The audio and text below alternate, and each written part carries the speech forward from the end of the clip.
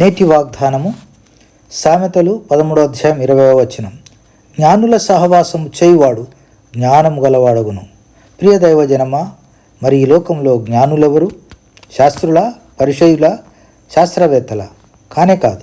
క్రీస్తు దేవుని శక్తియు జ్ఞానమునై ఉన్నాడని 1 కొరింథీ 1:24లోను, యెహోవాయందు భయభక్తులు కలిగి ఉండుటే జ్ఞానమునకు మూలమని సామెతలు 9:10లో వ్రాయబడి ఉంది.